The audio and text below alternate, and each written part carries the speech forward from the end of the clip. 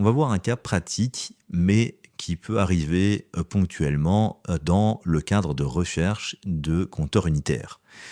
Je vais sélectionner dans l'exemple cet élément-là, donc avec 2 prises et le rectangle. Je vais, comme tout à l'heure, chercher à partir de la sélection.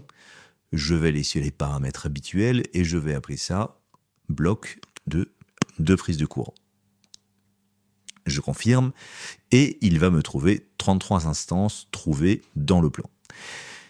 Et ce qui peut paraître étonnant, c'est que ça a trouvé celui-ci et ça a trouvé celui-là. Fondamentalement, les 2 symboles, les 2 dessins ne sont pas les mêmes.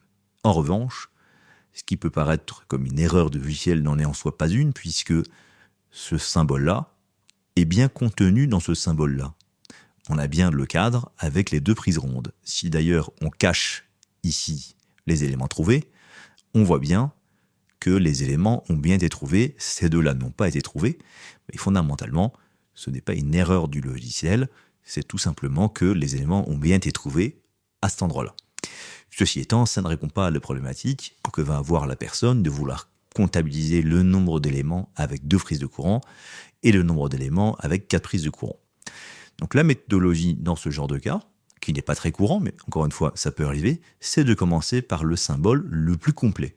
Donc en l'occurrence, les 4 prises. On va relancer la recherche et à titre d'exemple et par sécurité, on va augmenter le match ratio. On va le mettre par exemple à 90%. C'est-à-dire qu'il faut qu'il y ait 90% de ces éléments-là qui soient trouvés pour considérer que c'est bien l'entité recherchée. On va appeler ça 4 blocs de 4 PC. On confirme. Et donc là, on peut voir que, on va mettre le petit drapeau pour les voir, tous les blocs de 4 prises ont bien été trouvés. Alors fondamentalement, il a bien été trouvé, mais il est toujours affiché dans le plan. C'est-à-dire que si je relance ici une recherche, comme tout à l'heure, je lance, et bien fondamentalement, il va continuer à me les trouver ici, pour la simple et bonne raison qu'ils sont toujours affichés dans le plan et toujours visibles dans le plan.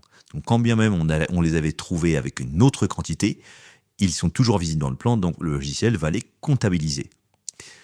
On va supprimer la quantité ici. Donc ce qu'il faut faire avant de lancer la nouvelle recherche, c'est de cacher les éléments qui ont été trouvés. Là, les blocs de 4 prises ne sont plus visibles. On va cette fois lancer par ordre entre guillemets décroissant, c'est-à-dire ici les blocs de 3 prises. On va lancer la recherche. On va appeler ça bloc de 3 PC. On lance. On n'en a que 2. Je peux désactiver les entités trouvées et cette fois faire la recherche sur les blocs de 2 PC pour trouver l'intégralité des blocs de 2 PC. Voilà la méthodologie à suivre. Quand on a, en l'occurrence, il n'y en a qu'un, c'était pour l'exemple, on peut le cacher. Et par la suite, on peut tous les rallumer. On les a comptabilisés tous de cette manière de façon automatique. Voilà pour le petit piège qu'on peut parfois trouver. C'est vraiment la seule vraie méthodologie efficace pour les comptabiliser.